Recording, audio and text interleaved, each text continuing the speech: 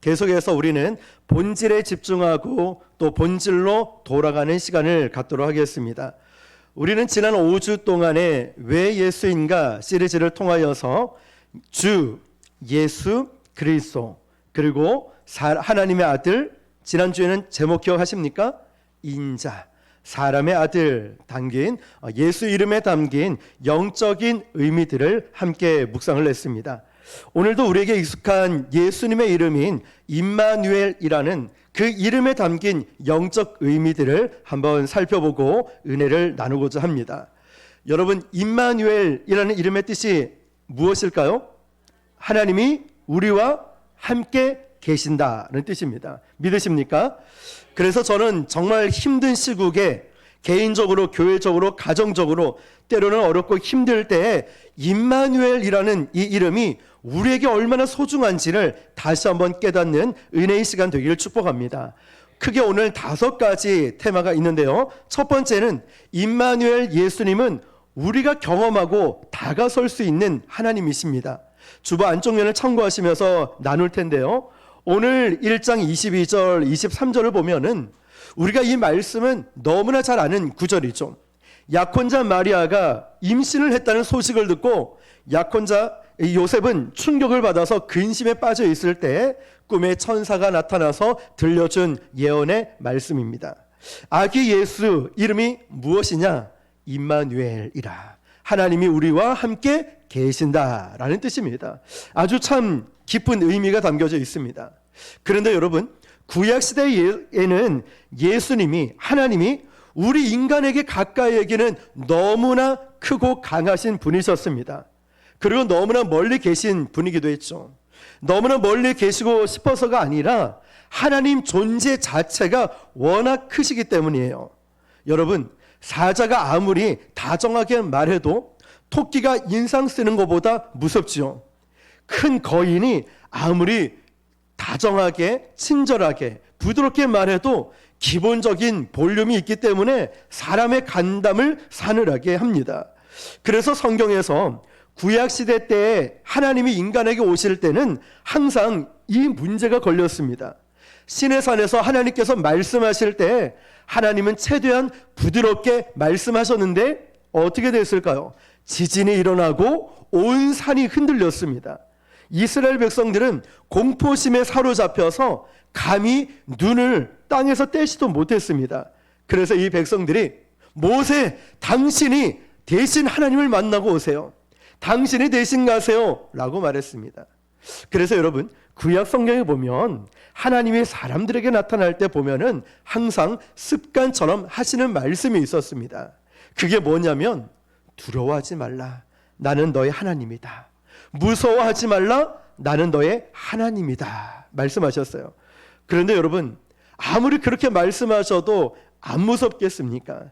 기본적인 목소리가 천둥 번개 같고 폭포 소리 같은 크고 강하신 분이 그 존재 자체로 너무나 크시기 때문에, 그래서 하나님과 우리가 만날 수 있는 유일한 길은 한 가지밖에 없었어요. 하나님이 인간으로 내려오시는 것밖에 없었습니다. 어른이 아이한테 이야기할 때 우리가 이 아이의 눈높이를 맞추죠. 허리를 숙이거나 그냥 낮은 자세로 이 아이와 대화를 하듯이 하나님께서는 작아지셨어요. 소리도 줄이시고 영광도 감추시고 작아지시고 또 작아지셔서 태어나신 곳이 베들레헴의 한 마구간에서 태어난 분, 바로 임마누엘이신 예수 그리스도십니다. 그리고 그렇게 높고 먼 곳에 계신 하나님께서, 크고 강하신 하나님께서 보좌를 박차시고 내려오셔서 이 땅에 낮고 낮은 인간의 몸으로 오셨습니다. 그분이 바로 지난주에 다루었던 인자이신 예수 그리스도죠. 만약 그분이, 예수님께서 이 땅에 오셨다 하더라도 유대 땅 같은 작은 베들레헴이 아니라 큰 나라 로마 제국 왕국에 오셨다면 우리 인간들이 쉽게 갈 수 있겠습니까? 또한 예수님이 이 땅에 오셔서 거대한 군대를 다스리는 영웅 같은 장군의 모습으로 오셨다 해도 우리는 그분께 접근하기 어려웠을 것입니다. 그러나 예수님은 가장 작은 나라 유대 땅, 거기서도 가장 가난한 땅인 베들레헴의 말구유의 아기로 오셨습니다. 그것도 귀족의 아기로 오신 것이 아니라 가난한 목수의 아들로 오셨습니다. 투박한 망토에 쌓여서 말구유에 누워 계셨습니다. 여러분 한번 생각해 보세요. 가난한 땅에 베들레헴에 말구유에 투박한 망토에 쌓여져 있는 이 아기가 새근새근 잠을 자고 있어요. 그렇게 자고 있는 이 아이를 보면서 무서워, 두려워, 도망갈 사람 누가 있을까요? 구유에 놓이신 아기 예수님은 가장 낮고 천한 인간의 모습으로 오셨기 때문에 아무도 누구도 다가설 수 있는 바로 하나님이셨습니다. 그 예수님은 전지전능한 분이시지만 우리가 편하게 다가설 수 있는 하나님이 되셨어요. 임마누엘 예수님 안에 완전하신 하나님이 계시고 완전하신 인간의 모습이 있으셨습니다. 잘 생각해 보십시오. 예수님은 인간이셨기 때문에 배고픔을 느끼셨죠. 또한 하나님이시기 때문에 오병이어의 기적을 베풀 수 있었습니다. 예수님은 인간이셨기 때문에 물을 달라는 목마름을 느끼셨고, 동시에 예수님은 하나님이셨기 때문에 물 위를 걸어가셨습니다. 예수님은 인간이셨기 때문에 고통 속에 십자가의 죽음을 당하셔야 했지만 동시에 하나님이셨기 때문에 그 죽음을 이기고 부활하셨습니다. 임마누엘 예수님은 경배받으시기에 합당하신 분이시긴 동시에 우리의 손을 잡아주실 수 있는 그런 분이셨어요. 또한 임마누엘 예수님은 함부로 할 수 없지만 누구나 다정하게 다가설 수 있는 친구와 같은 분이셨습니다. 자, 여러분, 두 번째로 임마누엘 예수님은 위기의 시대에 주는 위로의 이름입니다. 방금 읽은 마태복음 1장 22절 23절을 보면은 사실 오래전 구약시대에 이사야의 예언을 통해서 이 말씀을 확인시켜 주셨습니다. 이사야 7장 14절 보니까요, 그러므로 주께서 친히 징조를 너희에게 주실 것이라. 보라, 처녀가 잉태하여 아들을 낳을 것이니 그의 이름을 뭐라고요? 임마누엘이라 하리라. 할렐루야. 이사야 7장에 임마누엘이라는 예언이 주어질 때 하나님의 백성들은, 이 백성들의 상황이 어땠냐면 외세의 침공으로 무참하게 유린당하고 있었습니다. 도대체 이게 하나님이 다스리는 나라가 맞아? 할 정도로 얼마나 이 나라가 총체적 난국에 빠져 있는지 모릅니다. 그런데도 당시 유다 왕은 너무나 한심한 아하스 왕이었습니다. 너무나 무능하고 너무나 악하고 우상 숭배에 빠져 있는 왕이었다는 거예요. 그래서 이 왕은 문제를 해결하는 것이 아니라 문제를 더 악화시켰어요. 그 악하고 무능한 리더십으로 인해서 이 나라는 정치, 경제, 교육적으로 완전히 총체적 난국에 빠져 있다는 거예요. 차라리 저런 왕은 없는 게 낫지. 이 나라가 이게 뭐야? 도대체 불안하고 살 수가 있어야지. 도대체 불안해서 도대체가 살 수가 없어 말하는 이 정국에, 이 시국에, 그런 총체적 난국에 빠진 그때 하나님께서 주신 소망의 메시지가 이사야 7장 14절 메시지예요. 임마누엘 하나님, 하나님이 우리와 함께 계신다, 이 메시지로 준 거예요. 오늘 우리가 그 음성을 들어야 됩니다. 오늘 저와 여러분의 상황이 총체적 난국에 빠져 있는 이 상황에 임마누엘 하나님, 하나님이 나와 함께 계신다는 그 주의 음성을 듣고 믿으시길 축복합니다. 국가의 리더십이 무능하고 약해서 완전히 붕괴된 시대였습니다. 그래서 이 시대 사람들은 위정자들을 믿지를 않아요. 고통과 절망과 두려움 속에서 전전긍긍해서 혼란과 혼돈의 시대에 내가 뭘 해야 될지, 무엇을 따라가고 뭘 믿어야 될지 낙심과 좌절에 빠져있는 그 시대, 그 사람들에게 하나님은 바로 이 이름을 주셨습니다. 그 이름이 뭐라고요?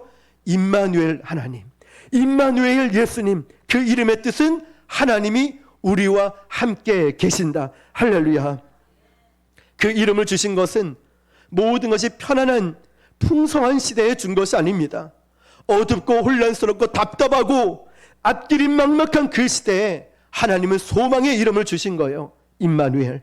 그래서 임마누엘 이는 요즘 같은 시국에 요즘 같은 내 심령에, 요즘 같은 우리 교회에, 요즘 같은 우리 가정의 사업장에 정말 리얼하게, 정말 필요한 소망의 이름인지 모릅니다. 우리 인생의 가장 어둡고 슬프고 두려운 시간에 하나님은 계속해서 확인시켜 주십니다. 나는 임마누엘 하나님이다. 나는 임마누엘 예수님이다. 나는 너와 함께하고 있다. 말씀하시는 거예요. 임마누엘로 오신 예수님께서는 아주 옛날에 계신 분이 아니라 바로 지금 나와 함께 계시는 분이십니다. 믿으십니까? 높고 먼 곳에 계신 분이 아니라 가장 낮고 천한 모습으로 내 옆에, 바로 옆에, 그 숨결이 들릴 만큼의 옆에 계시면서 모든 환난과 고난과 슬픔 속으로 함께 들어가시는 분이십니다. 그래서 임마누엘 이름은, 그 이름이 주는 메시지는 간단합니다. 이거예요. 너는 혼자가 아니다. 아골골짝 빈들에 가도 너는 혼자가 아니다. 네가 외국에 가도, 네가 감옥에 들어가도, 네가 면접을 볼 때도, 네가 병원 수술대에 누워 있어도 두려워하지 마라. 너는 혼자가 아니다. 수많은 적들이 너에게 돌을 던지고 수많은 믿었던 사람들이 너를 떠난다 할지라도 너는 두려워하지 마라. 너는 혼자가 아니다. 주님이 말씀하시는 거예요.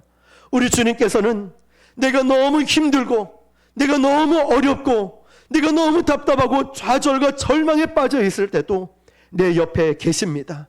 가장 강한 존재로 세상이 다 나를 등 돌리고 떠나갈 때도 변함없이 내 옆에 계시다는 것, 그분이 계시다는 것 얼마나 든든합니까? 그분이 나의 손을 붙잡고 전하는 이 메시지가 마음 찐하게 다가옵니다. 뭐라고 말씀하시냐? 두려워하지 마. 걱정하지 마. 다른 사람들이 다 너를 떠나가도 나는 변함없이 항상 내 옆에 있을 것이다. 두려워하지 마. 주님은 약한 내 곁에 서서 그 강한 손으로 나를 끝까지 붙들어 주십니다.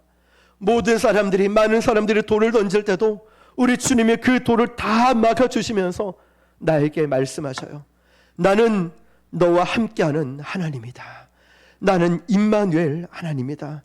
임마누엘 예수님은 우리에게 일방적으로 군림하시는 분도 아니고 멀리 떨어져서 명령만 하시는 분도 아닙니다.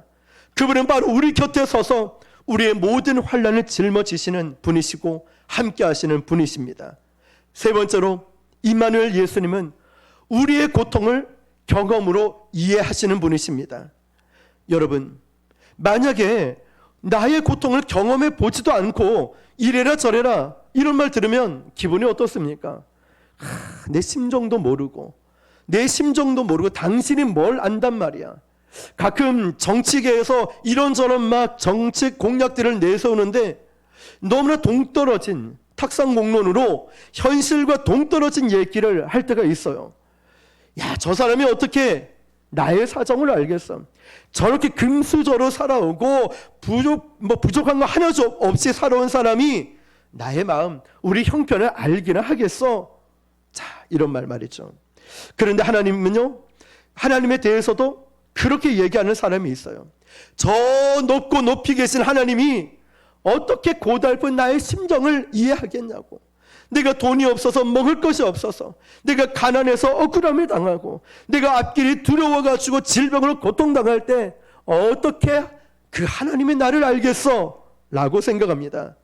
그런데 여러분, 만약에 그것은 구약의 백성들이 이야기하면 몰라도 임마누엘 예수님이 오신 뒤에는 결코 그렇게 말할 수 없습니다.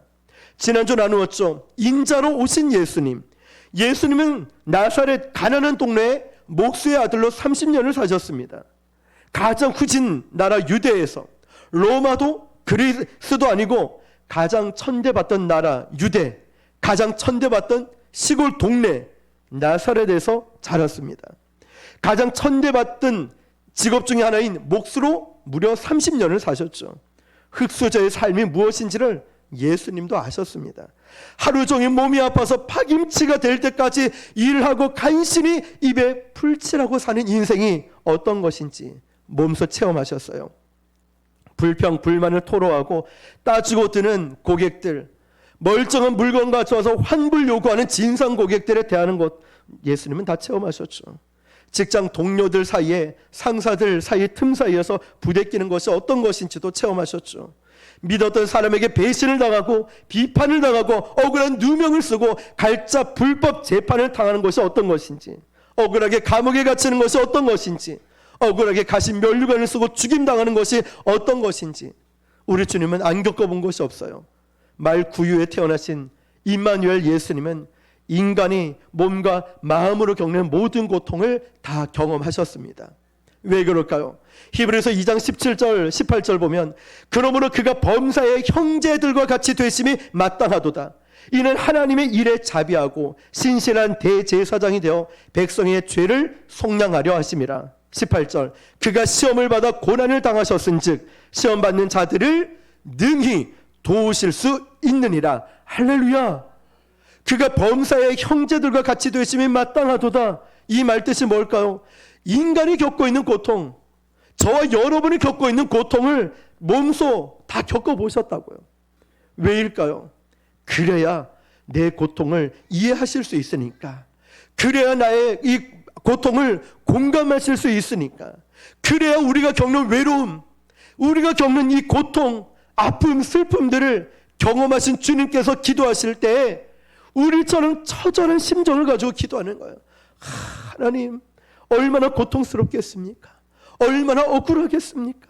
얼마나 답답하겠습니까? 얼마나 두렵겠습니까? 얼마나 그 배신감의 상처가 크겠습니까? 그 심정으로 우리 주님은 이해하실 수 있는 뿐만 아니라 그 시험을 이기고 나갈 수 있도록 도와주시는 분이십니다. 왜 그럴까요? 미리 겪어보셨기 때문에 그래요. 미리 겪어봤기 때문에.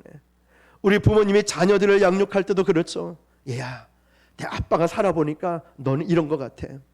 우리 큰애가, 예준이가 저를 닮았어요. 성격이 이런저런 고민도 많고 겁도 많고 상처도 잘 받고 막 그래요. 마음은 착한데, 야 예준아, 아빠가 살아보니까 이건 이렇더라, 먼저 겪어보니까 이렇더라 라고 말을 해줘요.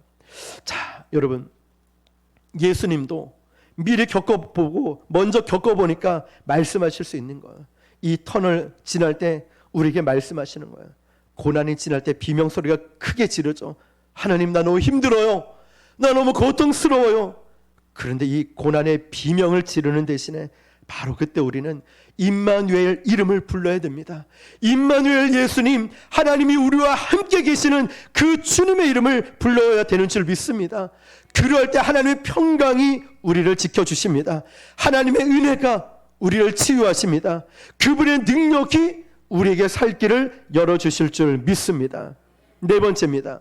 임마누엘 예수님은 우리의 짐을 함께 져주시면서 복을 주시는 분이십니다. 마태복음 11장 28절 29절에 수고하고 무거운 짐진 자들아 다 내게로 오라, 내가 너희를 쉬게 하리라. 29절 나는 마음이 온유하고 겸손하니 나의 멍에를 메고 내게 배우라. 그리하면 너희 마음이 쉼을 얻으리니. 아멘. 여기 주님께서 말씀하고 계시는 멍에가 뭘까요? 멍에는 두 마리의 소가 들어가서 끌어야 되는 쌍으로 이루어진 이 멍에를 말하는 거예요. 그러니까 한 마리 소가 끄는 게 아니라 두 마리 소가 그 멍에 안에 들어가서 함께 끌고 가야 되는 거예요. 나의 멍에를 메고 내게 배우라. 우리 주님께서는 내 인생에, 우리 인생의 모든 삶의 책임과 무게를 잘 지고 가, 이게 아니라 같이 지고 가시겠다는 거예요. 멍에를 나 혼자만 질 수 없는데 주님이 내 인생에 찾아오시고 들어오셔서 그 멍에를 같이 지고 가시겠다는 거예요. 여러분, 우리 주님이 함께 계신다는 임마누엘 의미는요, 우리가 고난받을 때, 여러분의 억울함이 당할 때, 여러분 답답해서 미칠 것 같을 때, 힘들지? 그래, 힘들 거야, 이게 아니라 고난 가운데 함께 문제를 끌고 가시겠다는 거예요. 믿으십니까 여러분? 그 주님이 임마누엘이셔요. 내가 너와 함께 그 멍에를 끌고 가길 원한다. 그러면 너는 마음이 기쁘고 편안할 것이다. 나의 능력과 지혜를 끌어서 쓸 수 있게 될 것이다. 그러면 너는 능력 이상의 능력을 발휘하게 될 것이다. 그러면 너의 모든 일은 저주가 아니라 축복이 될 것이다. 이것을 그 누구보다 위대하게 보여졌던 인물이 누구냐면 우리가 잘 알고 있는 요셉입니다. 요셉은요, 인생 전반부는 임마누엘 하나님, 임마누엘 예수님이 느껴지지 않을 정도로 너무나 고통이었어요. 17살 나이에 형들을 통해서 배신을 당하고 타국의 노예로 끌려갔어요. 또 자리 좀 잡을 만하니까 이제 또 억울한 누명을 써서 감옥에 갇히게 됐죠. 그리고 요셉은 17살에서 30살, 30살까지는 거의 악몽 같은 시간을 보냈어요. 전반부를 보냈다고요. 그러니까 요셉 인생의 전반부를 보면은 하나님이 계시지 않아. 임마누엘 하나님은 함께 하시지 않아. 딱 그렇습니다. 억울하고 누명 쓰고 감옥에 갇히고. 요셉의 인생이 조금 피기 시작할 때가 언제냐면 30살 때에 총리 대신이 되면서인 것 같아요. 그런데 성경을 보니까 희한하게 요셉이 하나님과 함께 하셨다라는 이 말이 가장 많이 나오는 때가 언제일까요? 요셉 인생의 전반부였다는 거예요. 우리가 보기에는 전혀 하나님이 함께 하시지 않아요. 고난과 고통과 억울함 투성이거든요. 후반부에 하나님이 함께 하시겠다 이게 아니라 전반부에 하나님이 함께 하신다. 임마누엘 하나님이 거기에 가장 많이 등장한다는 거예요. 제가 멋있는 말 하나 할까요? 별은 항상 있죠. 그러나 밤에만 빛난다는 거예요. 별은 항상 있지만 밤에만 빛나는 것처럼 요셉이 노예 생활하면서 그 모든 멍에를 임마누엘 예수님이 같이 지고 가셨다는 거예요. 그래서 요셉은 힘들지만 절망하지 않았습니다. 그 긴장, 스트레스, 억울함 가득 찬 노예 생활을 하루하루 임마누엘 예수님과 함께 뚫고 나갔다는 거예요. 그래서 창세기 39장을 보면 하나님께서 요셉과 함께 하셨고 하나님이 그를 형통하게 하셨다. 형통이라는 영어 성경을 찾아보니까요, 하나님이 그를 성공하게 하셨다 되어 있어요. 성공을 주셨다. 그래서 여러분, 임마누엘 주님은, 임마누엘 예수님은 그냥 가만히 계신 분이 아니라 우리의 고난 가운데 찾아오셔서 함께 하시면서 뭐 하게 하시는 분이세요? 성공하게 하시는 분, 형통케 하시는 분이세요. 사막에서 오아시스를 발견하게 하시는 분이세요. 그래서 이 형통이라는 말은 문제가 없는 게 아니라 문제 가운데서 문제를 이기고 승리하게 하는 것입니다. 할렐루야. 자, 다시 들어보세요. 이 형통이라는 말은 문제가 없는 것이 아니라 문제 가운데서 문제를 이기고 승리하는 것이 형통임을 믿으시길 바랍니다. 그래서 챔피언의 영광이 있는 것입니다. 생각해 보십시오. 어떻게 문제도 안 겪었는데, 어떻게 고난도 안 겪었는데, 어떻게 영적인 전쟁을 안 치렀는데, 어떻게 아픔과 슬픔을 통과하지 않았는데 영웅이 되고 믿음이 부쩍 성장하고 그런 목숨을 거는 믿음으로 자라날 수 있을까요? 고난을 겪지 않았는데, 아픔을 겪지 않았는데, 억울함을 겪지 않았는데 어떻게 내 믿음이 성장하고 어떻게 나이가 이런 대단한 큰 믿음까지 가져나갈 수 있을까요? 고난 없이, 아픔 없이, 슬픔 없이, 억울함 없이 이런 영적인 과정들 말이에요. 이 모든 고난 가운데서도 하나님이 형통을 주셨기 때문에 그 놀라운 영광을 발휘합니다. 그래서 풍요 가운데도 형통하지 못한 밋밋한 인생이 아니라 고난 가운데도 형통한 축복된 인생이 있습니다. 고난을 다 겪으면서, 아픔을 다 겪으면서, 슬픔을 다 겪으면서 이런 형통, 성공케 하시는 축복을 누리는 인생이 있다는 것이죠. 왜 그럴까요? 임마누엘 예수님이 함께 하셨기 때문에, 같이 멍에를 지고 내 인생에 찾아오셔서 너만 힘들지, 너 힘들지, 내가 옆에서 이 멍에를 함께 지고 간다는 거예요. 하나님이, 임마누엘이신 예수님이 그를 지키시고 보호하시고 그리고 역사하셨다는 거예요. 그래서 요셉은요, 노예 생활에서 금방 해방된 건 아니지만 노예 생활 가운데도 은혜를 누리며 살았다는 거예요. 여러분, 그래서 보디발의 집이 요셉을 완전히 혹사시키고 죽음으로 몰아놓는 노예의 집이 아니라, 잘 들으세요, 거기에서 요셉은 미래를 준비하는 영적인 재충전 장소가 됐다는 거예요. 여러분 기억하십시오.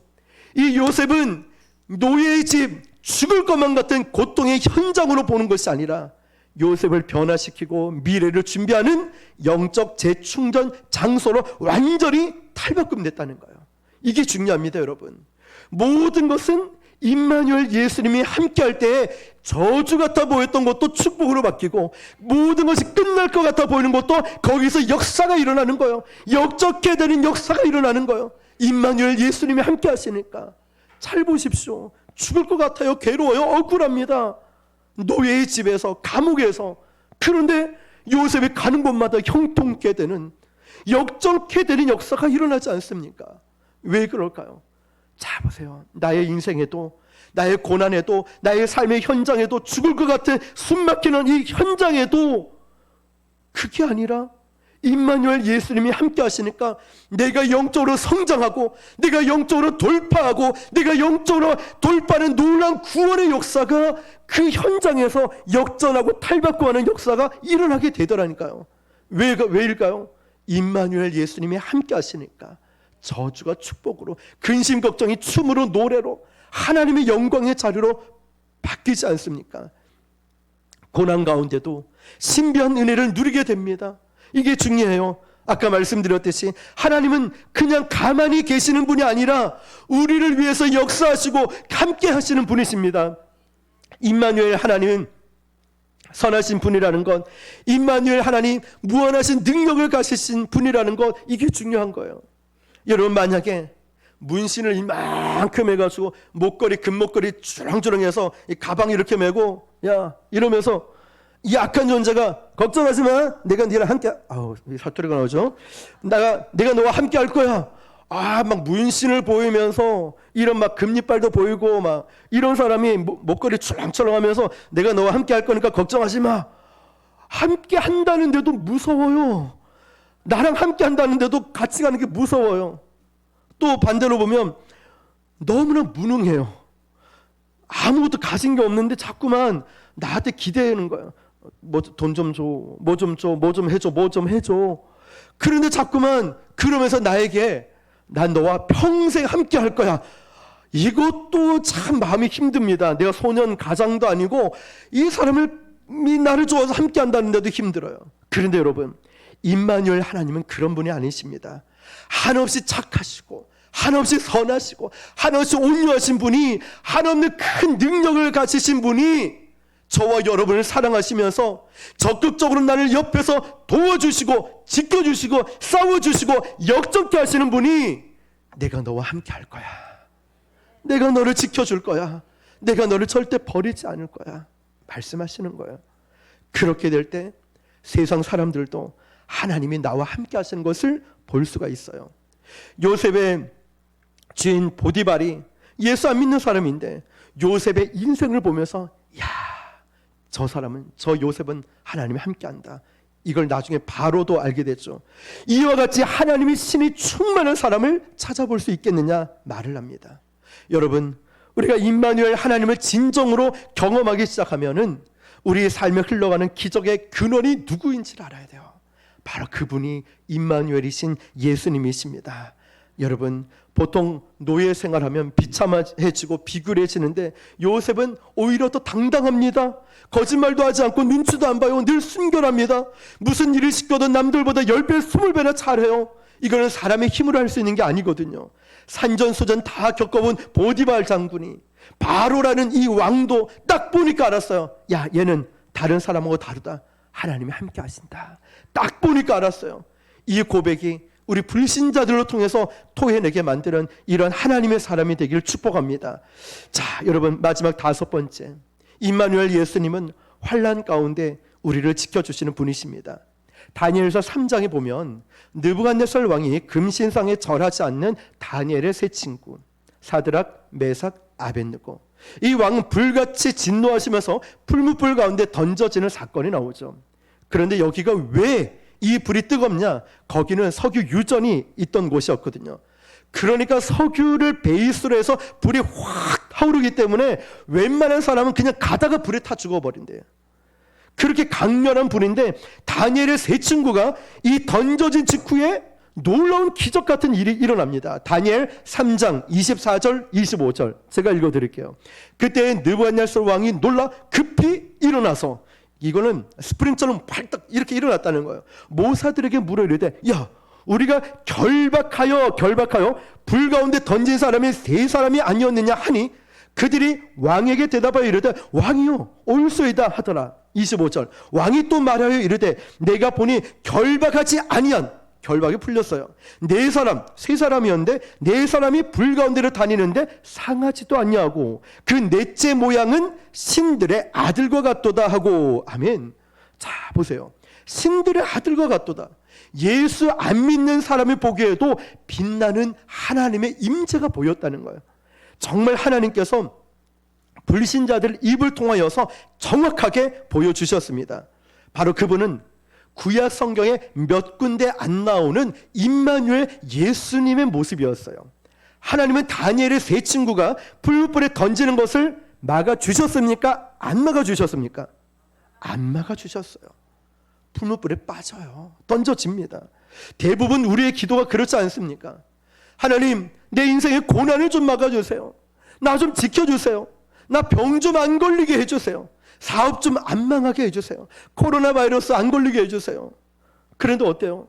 왔단 말이에요. 고난이 왔어요. 코로나 안 걸린 분 계십니까? 다 지나갔죠.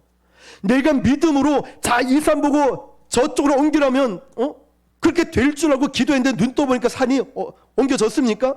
그대로 있어요. 괜히 기도했다 이런 생각들 정도. 산이 그대로 있어요. 고난은 어때요?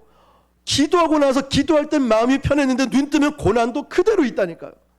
그런데 임마누엘 예수님께서는 풀무불로 던져주는 것을 막아주지는 않으셨어요. 근데 그들과 함께 계셨다는 거예요. 풀무불 가운데 말이에요. 함께 계시기만 했습니까? 아니죠. 상하지도 않았어요. 무슨 말이냐? 지켜주셨다는 거예요.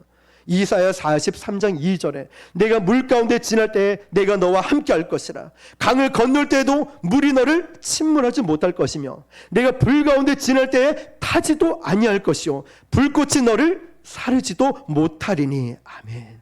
자, 이게 중요합니다.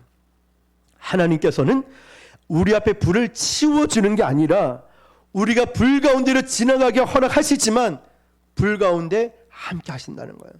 그래서 기적을 체험하게 만들어요. 물 가운데 들어가기를 허락하십니다. 그런데 그 물이 우리를 침몰하지 못하게 하신다는 거예요. 우리는 힘든 고난을 지날 때마다 하나님 도대체 어디 계십니까? 왜 고난을 막아주지 않습니까? 왜 이 아픔을, 왜 이 슬픔을, 이 질병을 왜 나에게 그대로 겪게 만드십니까? 라고 부르짖습니다. 억울합니다.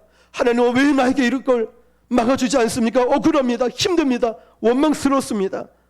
그러나 임마누엘 예수님은 우리가 그 고난 속에서 살아남고 승리하도록 해주시는 분이십니다. 그래서 고난을 치워주시지 않은 하나님을 원망하지 말고 그 고난 가운데 함께 계시는 하나님의 임재를 찾으시길 바랍니다. 하나님의 임재를 구하시길 바랍니다. 은혜가 임할 것입니다. 고난을 뛰어넘게 되고 고난을 돌파하게 될 것입니다. 그분이 바로 임마누엘, 우리와 함께 계신 예수님 하나님이십니다.